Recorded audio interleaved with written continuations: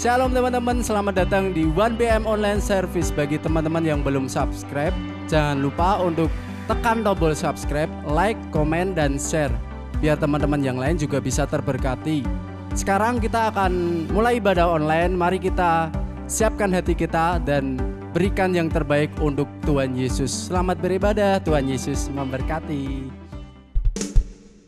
Shalom teman-teman di rumah, mari kita siapkan hati kita untuk bernyanyi untuk Tuhan. Haleluya. Teman-teman yang di rumah, mari kita bersorak dan memuji nama Tuhan Yesus. Sebab hanya Tuhan Yesus yang besar di dalam setiap kita. Amin. Semuanya kita berkata.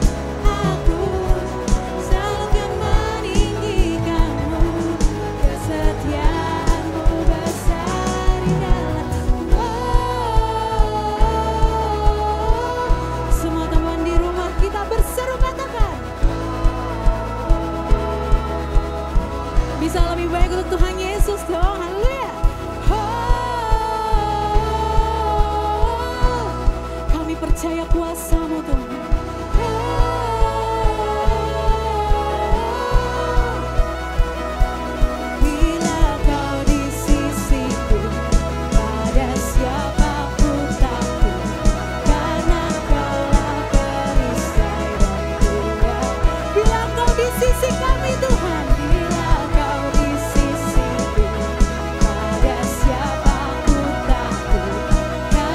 Kaulah perisai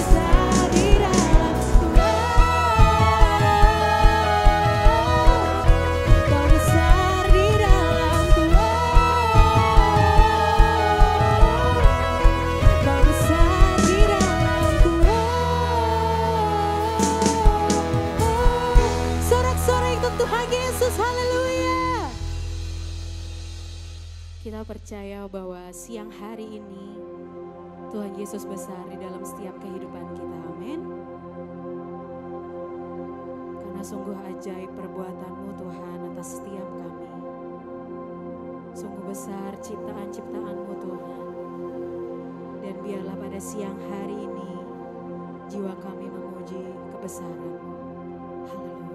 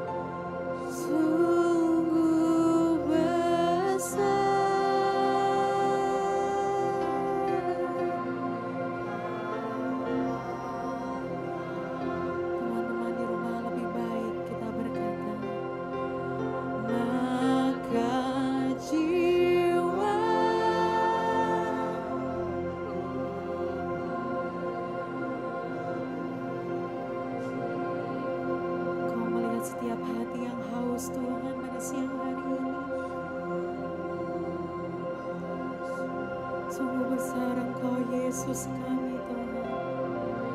Kau Allahku,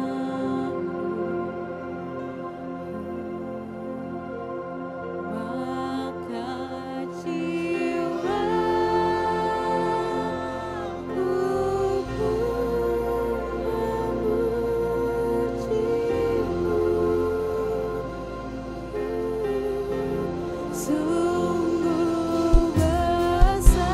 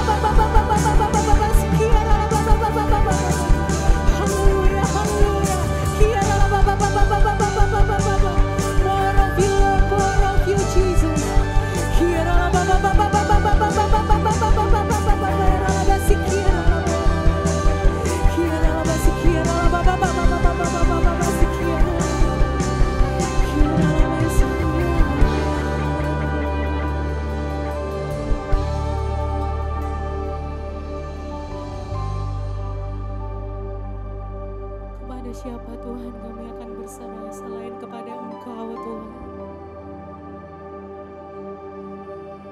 Di sepanjang hidup kami Tuhan, Engkau selalu beserta dengan kami. Untuk itu Tuhan, pada siang hari ini Tuhan, kami anak-anak muda-Mu mau berserah penuh kepada kuasa-Mu yang luar biasa Tuhan. Kami mau berserah pada rancangan-rancangan hidup-Mu pada setiap kami Tuhan.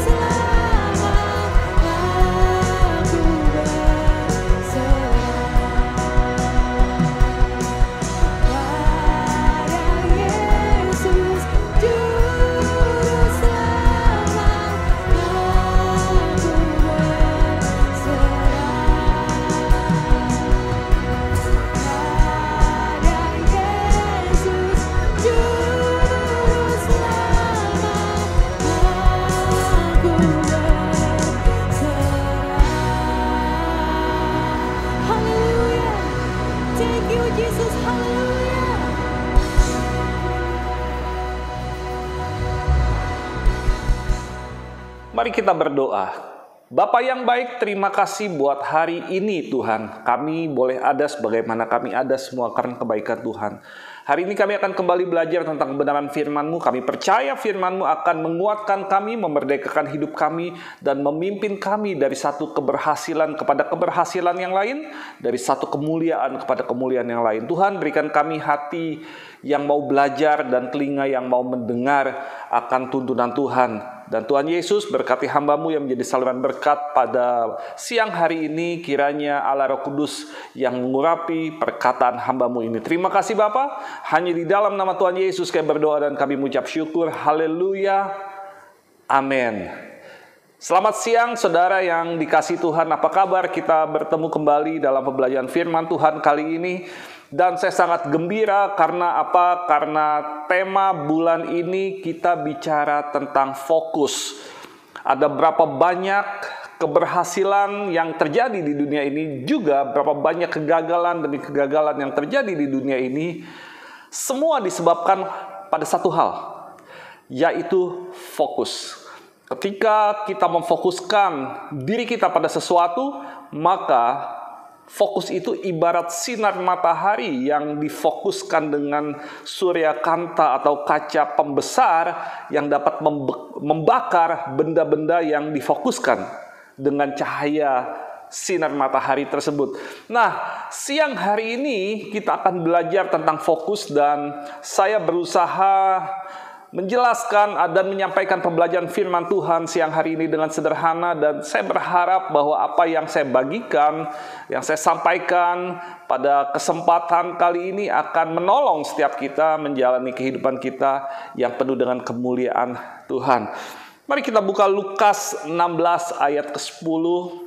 Sama-sama kita buka Lukas 16 ayat ke-10, firman Tuhan yang sangat-sangat sering kita dengar dan mungkin kita pun sering mengucapkan firman ini. Lukas 16 ayat 10 berkata, "Barang siapa setia dalam perkara-perkara kecil, ia setia juga dalam perkara-perkara besar. Dan barang siapa tidak benar dalam perkara-perkara kecil, ia tidak benar juga di dalam perkara-perkara yang besar." Pagi hari ini kita belajar bahwa ada dua hal di dunia ini yang dijelaskan oleh Alkitab. Yang pertama adalah perkara kecil, yang kedua adalah perkara yang besar.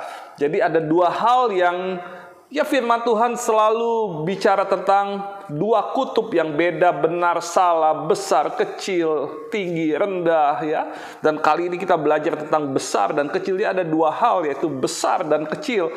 Tapi Tuhan dengan jelas katakan, barang siapa percaya pada perkara kecil, dia akan dipercayakan perkara-perkara yang besar. Dan artinya kalau kita telaah lebih dalam tentang firman ini, Tuhan menghendaki kita, Tuhan Yesus menghendaki kita, setiap orang-orang muda fokus pada perkara kecil. Pertanyaannya, kenapa Tuhan mau kita fokus pada perkara-perkara kecil? Saya merenungkan ayat ini, saya merenungkan firman ini. Mengapa Tuhan mau kita fokus pada perkara-perkara kecil dalam kehidupan kita? Bukankah kita harus berpikir besar, diminta melihat hal-hal besar dalam kehidupan kita? Tetapi Allah Roh Kudus ingatkan, ayat ini, firman Tuhan ini tidak bicara dalam konteks itu. Tuhan ingatkan bahwa banyak hal dalam kehidupan kita, banyak orang jatuh dalam kehidupannya, bukan karena perkara besar, tetapi apalagi banyak orang-orang muda jatuh dalam kehidupannya hanya karena perkara kecil. Tuhan ajar saya untuk melihat, untuk memahami tentang perkara kecil ini. Jadi saya ketika mempersiapkan firman ini, Tuhan ingatkan, Tuhan minta saya mengingat-ingat ketika seseorang jatuh tersandung. Apakah dia tersandung oleh batu yang besar atau dia jatuh tersandung karena kerikil yang kecil?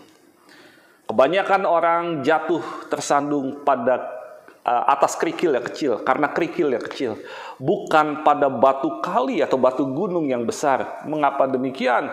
Karena batu gunung yang besar itu terlihat. Sesuatu yang besar itu terlihat, tetapi sesuatu yang kecil ini tidak terlihat. Sesuatu yang kecil kadang luput dari fokus kita, luput dari pengamatan kita.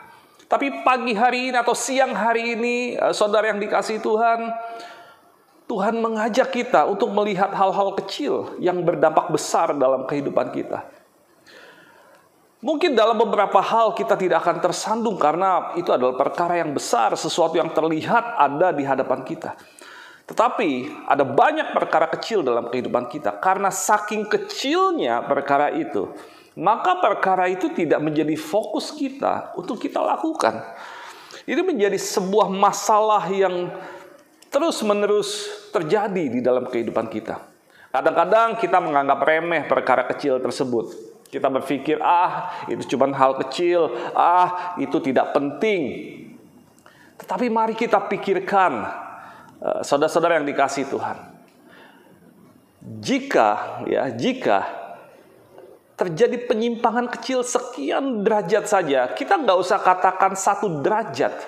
Kita bicara di bawah 1 derajat. Ada 1 garis terjadi penyimpangan, katakanlah 0,5 derajat. 0,5 derajat. Kadang-kadang kita menganggap cuma 0,5 derajat, bukan 90 derajat. Ketika bicara 90 derajat, ini kan terlihat 90 derajat. Tetapi ketika bicara penyimpangan 0,5 derajat, maka kita tidak akan menyadari bahwa itu terjadi penyimpangan. Tetapi apa yang terjadi kalau penyimpangan yang 0,5 derajat ini kita abaikan, atau kita tidak fokus pada hal ini, kita lupakan yang 0,5 derajat ini, apa yang terjadi di dalam kehidupan kita? Maka dalam perjalanan panjang di dalam kehidupan kita, 0,5 derajat itu jika terus-menerus dilakukan, maka yang seperti ini akan menyimpang terus. Dan tanpa sadar penyimpangannya akan sangat-sangat besar. Yang hari ini 0,5 derajat bukan tidak mungkin di kemudian hari ini menjadi lebih daripada 0,5 derajat. Bukan tidak mungkin ketika di masa depan kalau ini terus berulang, ini menjadi lebih dari 30 derajat. Kenapa? Karena penyimpangan kecil lama-lama menjadi besar. Dan itu tidak kita sadari di dalam kehidupan kita. Nah, saya mengajak Anda, tentu kita dalam menjalani kehidupan, kita sering mengalami keberhasilan atau kegagalan. Mari kita pikirkan sesuatu yang kita anggap gagal dalam kehidupan kita. Mari kita sadari pagi hari ini atau siang hari ini, sesuatu yang kita anggap masalah atau problem di dalam kehidupan kita, atau gagal di dalam kehidupan kita. Mari kita sadari, kita pilih sebuah kejadian yang kita anggap itu masalah di dalam kehidupan kita. Mari kita sadari, kalau kita mau ambil tanggung jawab pribadi di dalam kehidupan kita, apa yang kita anggap masalah hari ini, apa yang kita anggap gagal hari ini, itu semua terjadi karena 2 hal. Apa yang kita anggap gagal hari ini itu terjadi karena 2 hal, ya. Hal pertama yang membuat kita gagal hari ini adalah Anda tidak melakukan apa yang seharusnya Anda lakukan. Ya, jadi hal pertama yang membuat kita gagal hari ini adalah Anda tidak melakukan apa yang seharusnya Anda lakukan sejak dulu. Dan seringkali apa yang Anda harusnya lakukan tidak Anda lakukan sejak dulu, itu adalah hal-hal kecil yang luput dari fokus Anda. Dapat Anda pahami sampai saat ini? Jadi gagal hari ini itu karena ada sesuatu di masa lalu yang harusnya kita lakukan tetapi nggak kita lakukan. Sehingga kita gagal hari ini.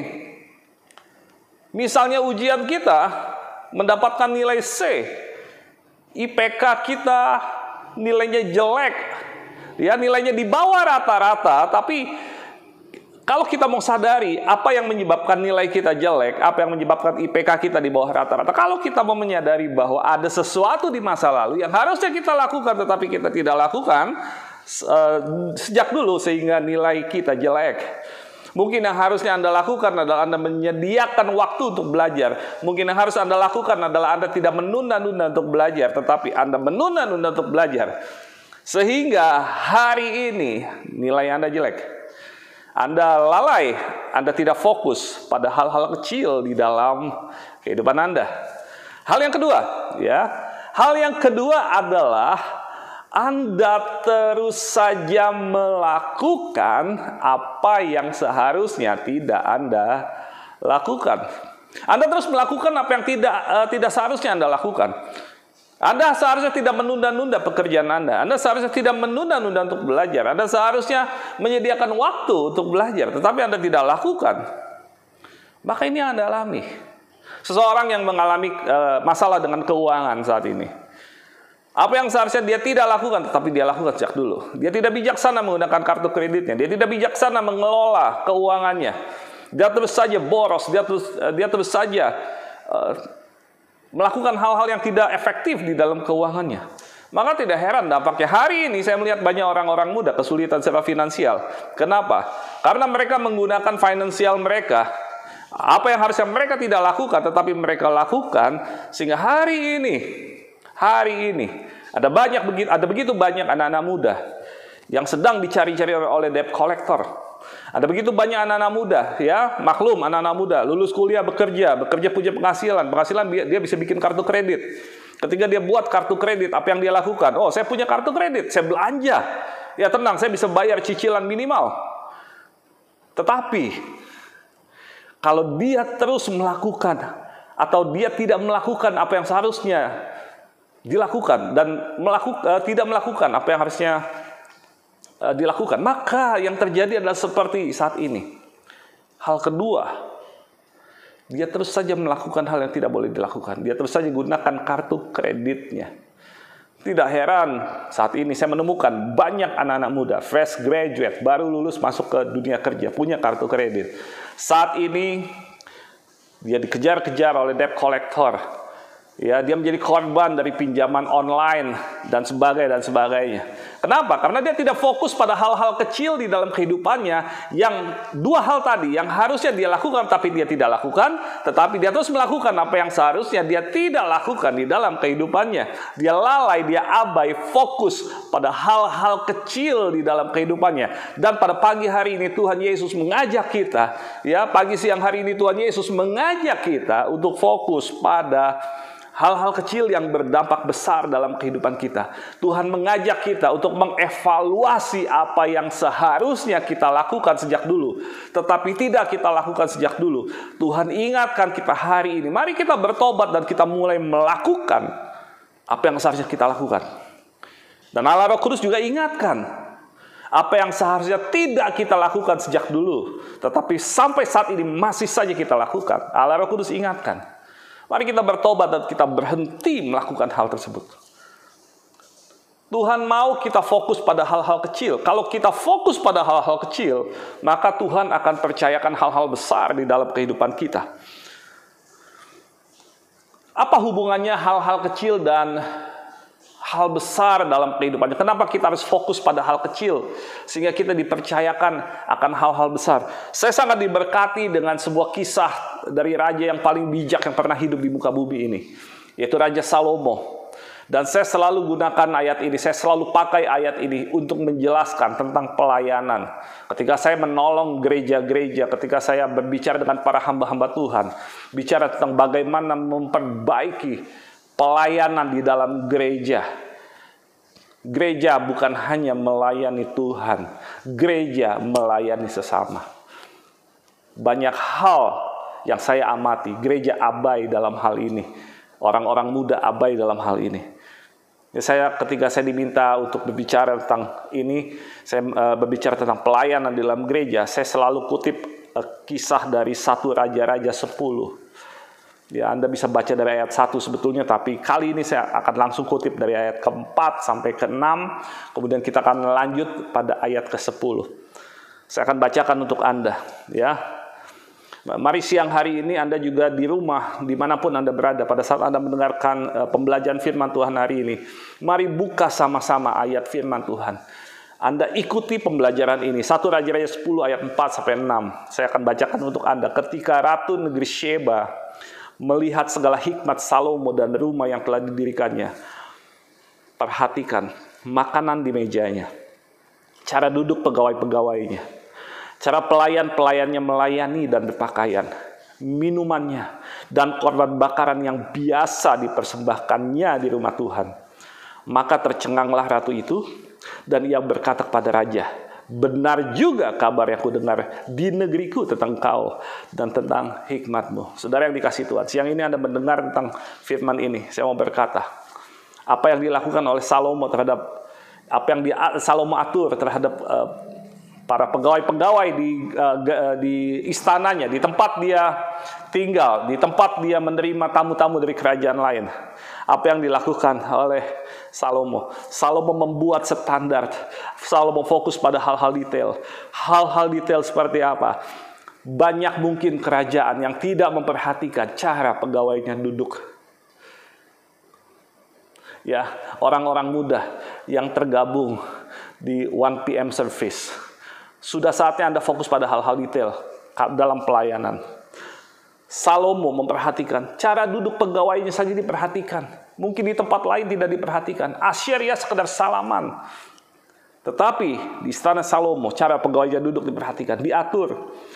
Cara pelayan-pelayannya melayani, bagaimana cara melayani? Mungkin kalau kita bicara dalam konteks gereja, cara salamannya dipikirkan, distandarkan.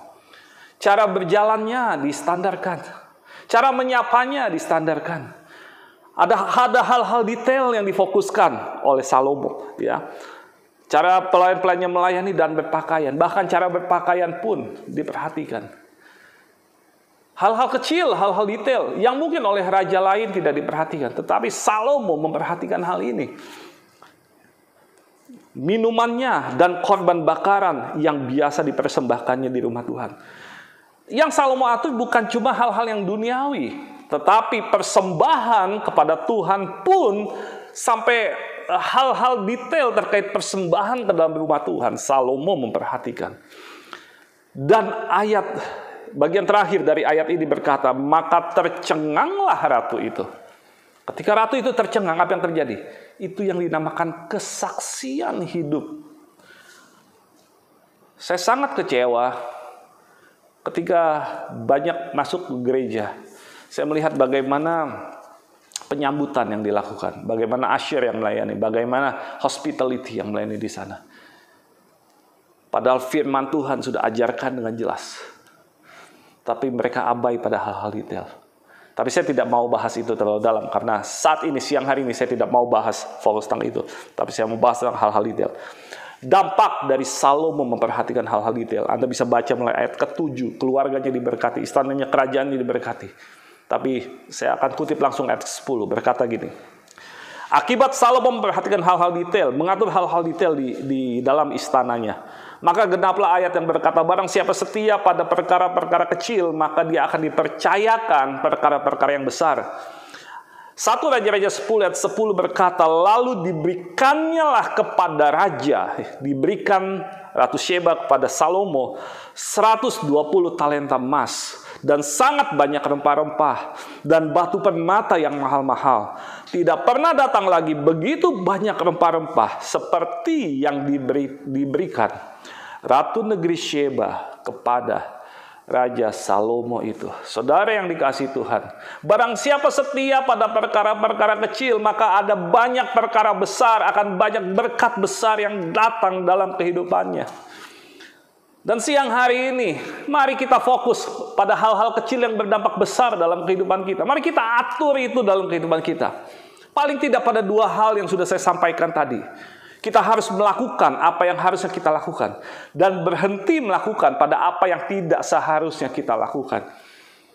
Kalau kita fokus pada 2 hal tersebut, pada perkara-perkara kecil yang berdampak besar dalam kehidupan kita, maka saya percaya ada buah-buah yang besar, ada berkat-berkat yang besar yang Tuhan percayakan dalam kehidupan setiap orang-orang muda. Mulai siang hari ini itu terjadi dalam kehidupanmu.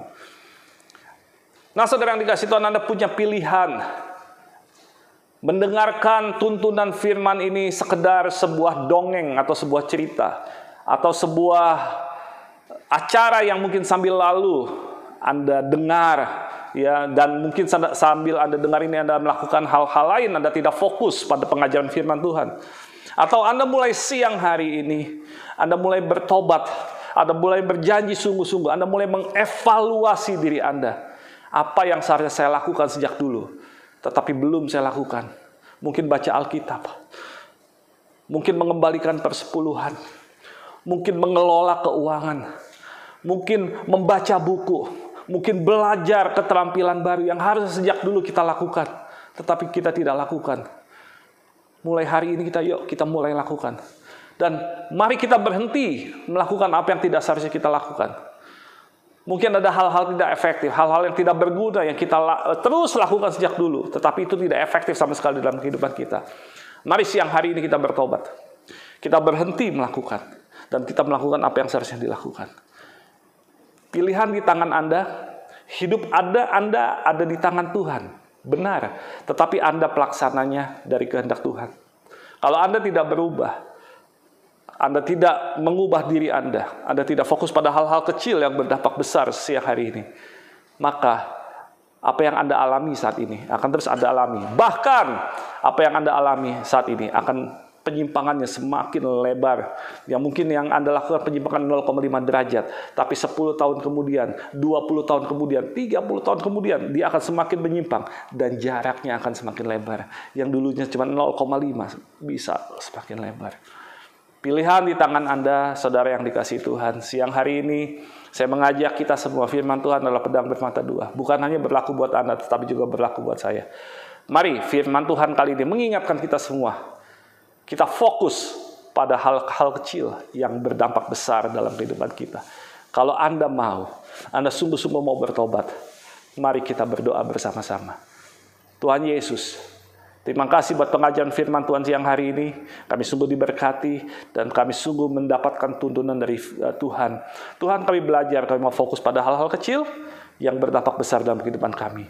Kami mau evaluasi diri kami mau menyadari apa hal-hal kecil yang berdampak besar dalam kehidupan kami. Mungkin dulu kami malas baca Alkitab. Mungkin dulu kami malas belajar firman Tuhan. Mungkin dulu kami malas menyelidiki kebenaran firman Tuhan. Mungkin dulu kami malas mengembalikan persepuluhan. Mungkin dulu kami tidak bijaksana dalam keuangan kami. Mungkin dulu kami banyak hal tidak efektif yang kami lakukan. Tetapi itu sebenarnya harus kami lakukan. Tuhan, kami bertobat. Kalau ada hal-hal salah yang terus kami lakukan sampai saat ini, dan itu tidak boleh kami lakukan, kami mau berhenti melakukannya, dan melakukan apa yang seharusnya kami lakukan. Terima kasih Tuhan, dan hamba-Mu berdoa juga Tuhan, buat sidang jemaat-Mu, 1PM Ministry Tuhan, para orang-orang muda yang akan Tuhan pakai untuk masa depan bangsa. Tuhan berkati mereka siang hari ini, buat mereka memahami hal-hal kecil yang berdampak besar dalam hidup mereka. Tuhan bukakan, singkapkan, ingatkan mereka Tuhan, apa hal-hal kecil yang berdampak besar dalam kehidupan mereka. Tuhan tolong mereka, dan saya percaya pada saat orang-orang muda mengambil sikap yang benar atas firman Tuhan, ada kemuliaan Tuhan yang terbit dalam kehidupan mereka. Terima kasih Tuhan, segala pujian, hormat, kemuliaan hamba-Mu kembalikan hanya kepada-Mu Tuhan Yesus, Allah yang sungguh memberkati hidup kami. Di dalam nama Yesus sekali lagi kami berdoa dan kami mengucap syukur. Haleluya. Semua yang sudah diberkati dengan iman bersama-sama katakan amin. Tuhan memberkati kita semua.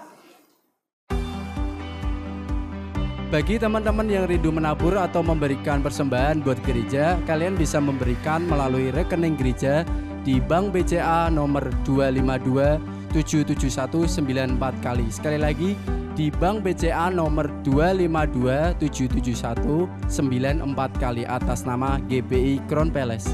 Atau bisa juga dengan scan QRIS gereja melalui aplikasi GoPay, OVO, Dana atau mobile banking. Selamat menabur, Tuhan Yesus memberkati.